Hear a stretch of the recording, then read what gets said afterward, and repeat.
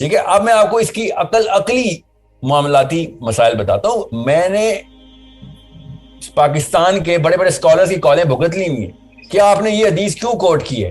گدا تو کہیں پہ بھی حرام نہیں. اور جو تم نے یہ مرغی پکائی ہوئی ہے, یہ واحد ملک ہے دنیا کا واحد ملک کیا ہے؟ ڈنمارک, جہاں پہ حلال میٹ بین ہے. نبی اسلام نے اونٹ کا پیشاب تو نہیں کہا تھا, اونٹنی کا کہا تھا. صاف سمجھ آ رہی تھی کہ ایسٹروجن کی تھراپی کرائی ہے نبی اسلام نے. اگر اونٹ کا پیشاب کہا ہوتا تو میں کہتا چلو کوئی اور ہو جائے. میں تو وہاں سے لرننگ نکالنے کی کوشش کرتا ہوں, یہ وہاں سے عقل نکالنے کی کوشش کرتے. If you are not in your senses and you are biased around your ego, پہلے سے فیصلہ کر کے آئے ہوں گے اسلام کو اگر آپ نے غلط ثابت کرنے کی کہانی کرنے, تو پھر تو اسلام کیا, آپ تو لوگ تو کہتے ہیں اللہ ہی نہیں ہے.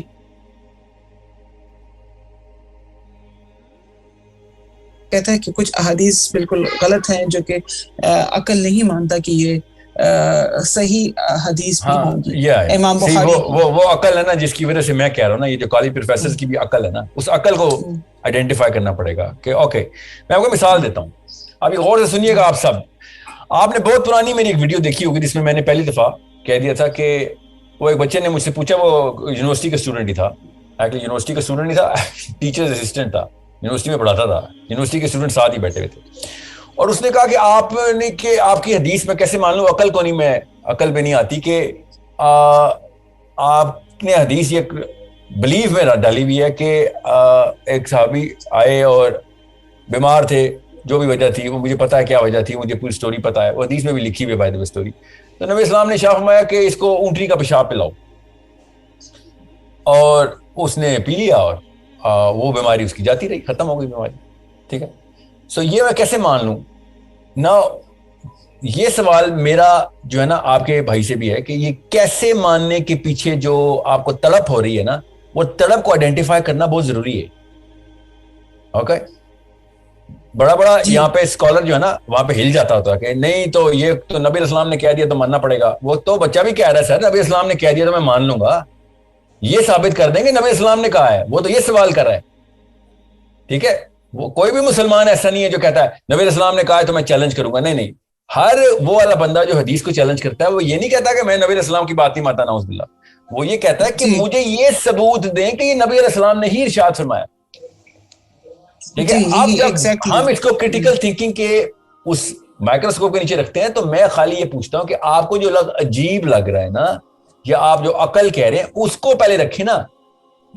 ٹھیک ہے. اب میں آپ کو اس کی عقلی معاملاتی مسائل بتاتا ہوں. میں نے پاکستان کے بڑے بڑے اسکالرز کی کالیں بھگت لی ہوئی ہیں کہ آپ نے یہ حدیث کیوں کوٹ کی ہے.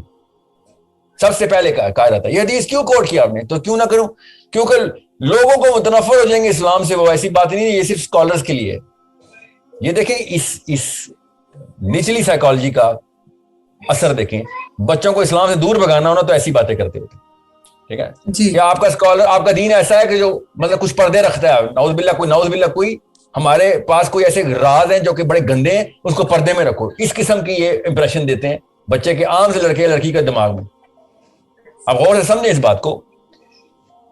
سب سے پہلے تو اس کریٹیکل تھنکنگ کے پیرامیٹر کو توڑنا نہیں آپ نے کہ بھائی سوال کی فیس ویلیو کے اوپر سوال کا ویٹ تو میجر کرو. ویٹ ٹھیک ہے, اس سوال کا ویٹ ٹھیک ہے کہ ایک طرف آپ کہتے ہیں حرام حلال کا کانسیپٹ ہے, کھانے پینے میں حرام حلال چیزیں چاہیے, اور دوسری طرف آپ نے اونٹنی کا پیشاب پلوا دیا.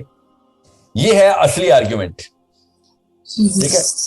اب اگر یہ والا پیمانہ ٹوٹتا ہے, غور سے سمجھیں, تو اس حدیث کی صحت پہ شک کرنا ضروری ہے. غور سے سمجھیں. ٹھیک ہے. اب اسلام کے پہلے 200-300 سال منطق کی تعلیم ہر بچے کو دی جاتی تھی جو اسکالر بننے لگتا تھا. پہلے منطق سکھایا جاتا تھا. یہ اسی لیے میں نے ایکو سسٹم میں لاجک کا سبجیکٹ میم سادگی سے کہا لاجک پہلے کرائیں, بعد میں ہم سیرا کرائیں گے. انشی سے نہیں, سیرا آپ جاری رکھیں, لاجک انٹروڈیوس کریں گے. میں شارٹ لسٹ کر رہا ہوں. کسی کو بھی کوئی ٹیچر پتا ہے چاہے جس مرضی دنیا کے خطے میں ہے, وہ لاجیکل ریزننگ بچوں کو اور بڑوں کو الگ سے پڑھا سکتا ہے آن لائن, تو ہمیں ضرور رجوع کریں, اپلائی کریں. ٹھیک ہے. اب آئیں واپس اس معاملے کے اوپر. آپ غور سے سمجھیں. یہ سوال میں آپ کا کیوں لے رہا ہوں, کیونکہ پرٹیننٹ ہے اس سبجیکٹ سے بھی, آج کی کلاس سے بھی پرٹیننٹ ہے, اس لیے میں لے رہا ہوں. کہ پہلی بات تو یہ کہ شافعی رحمہ اللہ نے بھی, امام مالک رحمہ اللہ نے بھی, اور حنبل نے بھی یہ بلیٹنٹ فتویٰ دے دیا تھا, بڑا کلیئر اور لاجیکل فتویٰ دے دیا تھا اور نہیں پتہ نہیں کیوں مسلمان نہیں پڑھنا چاہتے تو نہیں پڑھتے. کسی بھی مولوی کو اسی وقت آپ پکڑ لیں کہ بیٹھ جائیں آرام سے, آپ فتویٰ میں سنا دیتا ہوں, کتابیں آپ کے گھر پڑی ہوئی ہیں, فتویٰ میں سنا رہا ہوں کہ ہربی وورز کی یورین حرام نہیں ہے. ہربی وورز اور کارنی وورز میں فرق ہوتا ہے. فار میڈیسنل پرپز ہربی وورز کی یورین ویسے ہی الاؤڈ ہے اسلام میں, ٹھیک ہے. اب فار میڈیسنل پرپز تو خون بھی ہوتا تو میں الاؤ کر لیتا, اگر خون بھی لکھا ہوتا ادھر تو, اور سمجھیں اس بات کو. اب جب جان کی نوبت آئے گی تو ہم تو سور بھی کھا لیتے ہوتے ہیں, ہمیں کیا لگے کہ اونٹنی کا کون سا جسم کا حصہ ہم نے کھا لیا ہے, اونٹنی تو ویسے ہی ہربی وور ہے. ہربی وور اور کارنی وورز کا فرق پتہ نا آپ کو؟ ہربی وورز اسلام میں بلینکٹ حلال ہیں اور کارنی وورز اسلام میں بلینکٹ حرام ہے. اور سور بھی اس لیے حرام ہے کیونکہ وہ اومنی وور ہے, وہ کارنی وور اینڈ ہربی وور دونوں ہیں. یہ جو پاکستان میں آ کے میں نے پہلی بار سور کی کو حرام ہونے کی وجہ سنی ہے وہ میں نے دنیا میں کئی کسی اسکالر کی نہیں سنی تھی. ایسی کوئی ان کو نا ایک خبط چڑھا ہوا ان کے سر پہ زبردستی سور اس لیے حرام ہے, اور ایسی وجہ بتاتے ہیں کہ دنگ رہ رہا تھا بندہ ہے. یہ کیا بات کر دی آپ نے؟ کارنیور حرام ہے, ہربیور حلال ہے, بس. سور اومنی وور ہے, اومنی وور سارے حرام ہے. 2-3 اور بھی ہیں, چھوڑ دیں اس تفصیل میں. اب رہی بات یہاں پہ تو بات حرام حلال کی ختم ہو گئی. میں ڈنمارک میں بیٹھا ہوا تھا اور مجھے 11 گھروں میں دعوت تھی سیشن سے. 11 کے 11 گھروں میں پہلا سوال پتہ کیا تھا؟ ان دنوں یہ خبر شاید چل رہی تھی, آپ پاکستان میں نا, پاکستان سے کیا حالات چل رہے ہیں پاکستان, ہر ایک نے جیو اے آر وائی لگایا ہوتا ہے نا. یہ ہماری بدبختی کے پیچھے کریٹیکل تھنکنگ تو بہت دور کی بات ہے, ہماری تو بیسک تھنکنگ ختم کی ہوئی ہے. اور میں کھانے میں بٹھایا ہوا ہے, پہلا سوال, آپ لوگ پاکستانی کھانے, انڈین پاکستانی مکس, زیادہ تر پاکستانی گھر, آپ لوگ وہاں پہ گدا کھا رہے ہیں, پاکستان کے یہ حالات ہو گئے. ڈنمارک میں, سوچیں ڈنمارک میں یہ میرے ساتھ ہو رہا ہے. پہلا سوال, پاکستان میں کھوتا کھاتے ہو تم لوگ؟ اور میں پتہ کیا سوچ رہا ہوں, یار تیری عمر 80 سال ہو گئی ہے, تجھے اتنا نہیں پتا کہ گدا اصل میں حرام نہیں ہے اسلام میں؟ گدا تو کہیں پہ بھی حرام نہیں ہے. اور جو تم نے یہ مرغی پکائی ہوئی ہے, یہ واحد ملک ہے دنیا کا واحد ملک کیا ہے؟ ڈنمارک, جہاں پہ حلال میٹ بین ہے. تم نے یہ حرام کھانا سامنے رکھا ہوا ہے میرے, اور تو جس چیز کو اللہ نے حلال کیا ہوا ہے اس کو تو سمجھ رہا حرام ہے. کیوں؟ کیونکہ جو خود نہیں کچھ آپ نے ایویلیویٹ کرنا. آپ سب کے اس وقت روم میں بیٹھے ہوئے کچھ لوگوں کے لیے نئی انفارمیشن ہوگی کہ گدا تو حرام ہے ہی نہیں اسلام میں.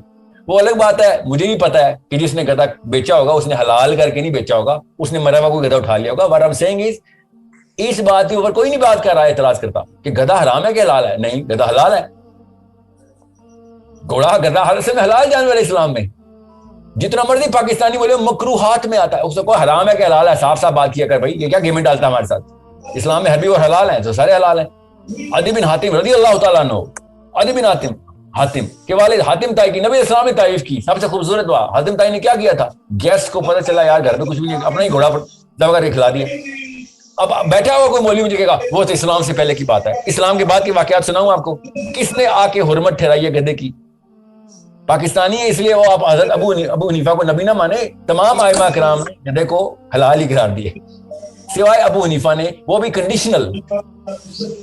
میں ایگزامپل دے رہا ہوں آپ کو, یہ عمومی سی بات ہے. اب واپس آئیں آپ کے بھائی کے آرگیومنٹ پر, وہ اس کے لیے میں یہ بتا رہا ہوں آپ کو کہ جب گورا فائزر کا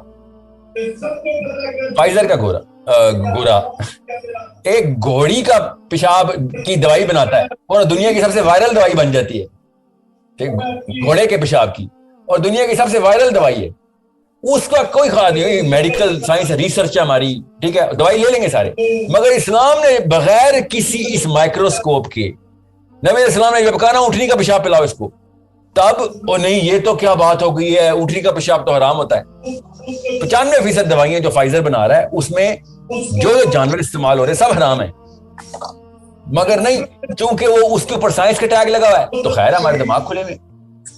یہاں پہ ان کو نا جو بیسک عقل کا لفظ ہے نا, عقل جس کو ہماری عقل نہیں مانتی, وہاں پہ آ کے پکڑنے کا مطلب یہ ہے کہ پکڑ کے مائکروسکوپ کے نیچے لے کے کہ پہلے ایویلویٹ تو کر بیٹا, عقل کس کو کہہ رہا ہے تو جس 3 کرینے عقل کے ٹھہرائے نا, حرام حلال کا, میں نے اس لیے ہربی وور کارنی وور کی بات کی ہے, اور پھر سینس, کامن سینس کا, اور اس کے اوپر سائنس کو ٹرمپ, سینس کو بھی ٹرمپ کر دینا سائنس کے تھرو, ٹھیک ہے, اور اس میں سے بائس ہو کے وہ چیزیں نکال لینا بائس فور سائنس ہو کے کہ خیر اگر سائنس نے نکالی ہے, دیکھو کہاں سے کون سا سیل نکال لیا اس نے, کون سے ایلیمنٹس نکالی ہیں اس نے گھوڑے کے پیشاب میں سے بھی, اور پریمیرن کی دوائی بنتی ہے نا. پریمیرن کا مطلب پتا نا آپ کو, دوائی سنی ہے پریمیرن, ٹھیک ہے, ہارمونل ریپلیسمنٹ تھراپی میں ہوتی ہے, گولیاں کھاتی ہیں اور ساری کی ساری دنیا کی آنٹیاں, کیونکہ وہ پوسٹ مینوپاز میں اسٹیج میں بہت ضروری ہوتا ہے ان کو ایسٹروجن تھراپی دینی پڑتی.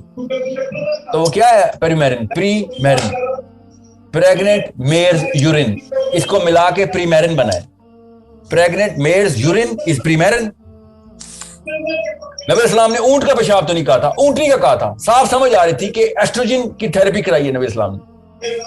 اگر اونٹ کا پیشاب کہا ہوتا تو میں کہتا چلو کوئی اور وجہ ہے. میں تو وہاں سے لرننگ نکالنے کی کوشش کرتا ہوں, یہ وہاں سے عقل نکالنے کی کوشش کرتے. عقل ایسے نہیں نکلے گی, عقل وہی ہے جو نبی اسلام نے کہا دی, عقل وہی ہے جو اللہ نے کہہ دی. اس کے بعد آپ لرننگ نکالیں گے اس میں سے. سائنس کی بات آئے گی تو عقل آ جائے گی ان کو, ٹھیک ہے, اور نبی اسلام کی بات آئے گی تو نہیں ہم نے تو چیلنج کرنا ہے. اور کریں کس نے کہا چیلنج, اوتھینٹسٹی آف حدیث کو چیلنج کریں, مگر یہ نہ کہیں کہ بات ہی عجیب ہے حدیث میں, بات ہی عجیب ہے. ابھی حضرت عائشہ کی عمر کے اوپر مسئلے چل رہے ہیں, اتنے سارے مسئلے چل رہے ہیں, اور ایسا اسکالر ہے جو اپنی بائسنس میں مارا جاتا ہے. ایک نے تو کہا 48, یہ غامدی صاحب 48 سال کی تھی, حضرت عائشہ تو 40s میں تھی, لیٹ 40s میں تھے جب شادی ہوئی. یہ آپ کو ضرورت ہی کیوں پڑ رہی ہے یہ بات کرنے کی, یہ ریسرچ کہاں سے آئی؟ ورنہ دنیا کی ساری حدیثیں ضعیف ہیں غامدی صاحب کے لیے, اور حضرت عائشہ کی ایج کہیں سے انہوں نے مستند کہیں سے نکال لی ہے, جس میں پوری امت 48 کا لفظ مستند ہو گیا ہے, ورنہ ساری تیسری حدیث ہو تو ہمیں کیا پتا اوتھینٹسٹی ہے. حسین علیہ السلام صحیح تھے یا یزید, ہمیں کیا پتا اس وقت کیا چل رہا تھا. ابھی بھی خبر آتی ہے میڈیا پہ تو کیا پتہ چلتا ہے کہ اصل میں کیا ہوا تھا. یہ حسین اور یزید کے اوپر موقف ہے ان کا. اور جب حضرت عائشہ کی باری آتی ہے نہیں وہ 48 کی تھی, یہ کیسے آپ کو پتہ چلا ہے؟ آپ یہ بتائیں کس نے وثوق سے 48 کیسے بول دی ہے؟ چلے 28 ہی بولا ہے, آپ تک یہ خبر کیسے آئی ہے؟ وہ اس کی صحت کیا ہے؟ ٹھیک ہے, اب یہ اس لیول کی بائسنس ہوتی ہے کہ because their ego is placed somewhere else. You need to understand how to look at it surgically. Now you're in a class. You need to open it up. ابھی جو میں content کھولوں گا وہ basics ہے, اور آپ سے لگے گا rocket science ہے, حالانکہ بیسکس ہے. بچوں کے لیے وہ لکھی ہوئی ہے سائیکالوجی کی کتاب, لٹرلی بچوں کے لیے نا. یہ جو 11th grade 12th grade psychology میں جو پریپیئر کر رہے ہوتے ہیں ان کو کہ ابھی آپ نے ہارڈ کانسیپٹس پڑھنے ہیں, ان کے لیے دیا. میں نے ابھی آپ کو وہ کیس اسٹڈیز کھولنی, ٹھیک ہے. So it's a big problem. اب میں واپس آتا ہوں, کمپلیٹ کر لوں حضرت عائشہ والی بات پہ. حضرت عائشہ کی عمر 8 سال ہو یا 8 مہینے ہو, پہلا سوال یہ بنتا ہے کہ نبی علیہ السلام سے یہ بات ثابت ہے کہ نہیں ہے, تو بس اس میں سے لرننگ نکالیں گے آپ. اور جو چیز قرآن پاک سے نہیں کہتے نا, قرآن پاک سے ٹیلی نہیں ہوتی, تو ہم کیسے مان لیں؟ سورہ طلاق کے اندر اللہ نے کہا ہوا ہے کہ اگر وہ لڑکی جس کے بھی حیض نہیں شروع ہے اور آپ کی بیوی ہے تو اس کے ساتھ کیا ٹریٹمنٹ کرنی ہے, بغیر ابھی حیض سے پہلے کی بچی سے بھی شادی ہو سکتی ہے. اور اس کے اوپر کریٹیکل تھنکنگ اسکالرز نے صاف بات بتائی ہے کہ بھئی ایک بندہ اگر مر رہا ہو اور اس کے پاس اس کی بیٹی ہو, اور مرنے سے پہلے اس کے پاس کوئی رشتہ دار نہ ہو, تو وہ کیا اڈاپشن کے لیے دے جائے گا لوگوں کو؟ وہ کسی شریف آدمی کو ڈھونڈ کے شادی نہیں کر دے گا کہ یار ٹھیک ہے ابھی تو نکاح تو کرو نا, کانسومیشن میرج جب بھی کرنی ہو کرنا, مجھے تو پتا ہے تو کتنا شریف ہے. فار ایگزامپل میرے سے کوئی کسی کی بچی کی کہے گا بچی کی شادی کر لے تو میں کیا کروں گا؟ مزے اڑاؤں گا اس کے ساتھ, مجھے پتا نہیں ہے, میری نہیں بچیاں. اس بات کو حرام میں نہ ڈالا جائے, اس کی الاؤنس کے لیے اللہ تعالیٰ نے اتنا بڑا دروازہ کھولا ہے ان لوگوں کے لیے. یہ جنرل لا تو نہیں بتایا اللہ تعالیٰ نے. If you are not in your senses and you are biased around your ego, پہلے سے فیصلہ کر کے آئے ہوں گے اسلام کو, اگر آپ نے غلط ثابت کرنے کی کہانی کرنے, تو پھر تو اسلام کیا, آپ تو لوگ تو کہتے ہیں اللہ ہی نہیں ہے اگر, تو پھر میں کیا کہہ سکتا ہوں. لوگ یہ عمران خان جو ہے وہ جیزس بھی تو ہسٹوریکل فگر ہے, پتہ نہیں ہے بھی کہ نہیں. سوچیں کہاں سے نکالا اس نے. جن انکلز میں اٹھتا بیٹھتا ہے ان انکلز کو کالج کے پروفیسرز ہوئی, وہ انہوں نے کوئی ہیش ٹیگ چپکا دیا, اس نے آگے پبلک میں بول دیا, بعد میں معافی مانگ رہا ہے. وہ صرف نبی علیہ السلام کے بارے میں پروف ہے, باقیوں کے لیے تو پروف ہی نہیں ہے. تو نے قرآن ہی نہیں پڑھا, تو نے سورہ مریم میں نہیں پڑھی, تجھے لوگوں کے پروف چاہیے, تجھے قرآن میں نہیں حضرت عیسیٰ نظر آئے, حضرت عیسیٰ کے بارے میں تو پروف ہی نہیں. سوچیں ذرا کہ یہ کہاں سے آتی ہے ان کی کہانی, کیونکہ سورس آف نالج اللہ سے نہیں لے رہے, سورس آف نالج. اور میں تو وہ بندہ ہوں جو کہتا ہوں قرآن کو بھی تم نے اگر کرنا ہے مقدمہ, بڑے ڈیریے بنتے ہو, کر کے دیکھ لو. اللہ نے جو اوپن چیلنج کر دیا, اللہ نے خود کہا ان لوگوں کو کہ تم کریٹیکل تھنکرز ہو, آؤ کر لو, ساری کتابیں کھول لو. اللہ نے قرآن پاک میں کہا ہے کھول لو باقی کتابیں, دیکھ لو کون سی حق کی کتاب ہے. کرسچنز کسی اور کتاب کو پکڑنے پہ آگ لگاتے تھے, زندہ جلاتے تھے. بلاسفیمی تھی کہ بائبل کے علاوہ کوئی تو نے کتاب کیوں پکڑ لی ہے دین کے نام پہ. پڑھے نا ان کی 700 سال تک عورتیں اور مرد آگ میں جلائیں انہوں نے کہ بائبل کے علاوہ کسی اور کتاب کو تم نے یہ تورات کو کیوں ہاتھ لگا لیا, یا کسی اور مذہبی کتاب کو. پڑھیں تو صحیح. جی جو ابھی کریٹیکل تھنکنگ کے پروفیسرز ہیں نا, یہ اس خطے کی بات بتا رہا ہوں میں, ان کے دادا پر دادا ہوں. So we need to really clear کہ اگر آپ کریٹیکل تھنکنگ کلاس میں ہیں تو سب سے پہلے اس دماغ کو پوری طرح کھولیں. اللہ نے کہہ دیا کھول, عقل کر, افلا یعقلون, تو کھول, ایک دفعہ تجھے پتہ چل گا کہ ساری کی ساری عقل کا ماخذ کیا ہے, منبع کیا ہے, پیکر کون ہے, تجھے سمجھ آ جائے گی. کھول, تجھے دکھا دیتے ہیں. اب جب بھی آپ بائسڈ اسکالر سے یا بائسڈ پروفیسر سے پڑھیں گے تو آپ کبھی بھی ان بائسڈ نہیں ہو سکتے. You need to divorce that whole psychology and the source of that psychology, not philosophy, psychology. Philosophy تو اللہ کے نام پہ پڑھا رہا نا آپ, ٹھیک ہے جو بھی ہے فلاسفی جس کا جو بھی ہے, چاہے وہ کرسچن ہے یا مسلمان ہے. سائیکالوجی تو ٹھیک کریں کہ بھئی یہ تو چھوٹے چھوٹے بچے ہوتے ہیں جو کہتے ہیں جو مجھے گڑیا پہاڑ نظر آ رہا تو پھر گڑیا کو بھی نظر آ رہا ہوگا. How can you possibly say that? It's a 6-year-old child's problem that you're not able to solve right now.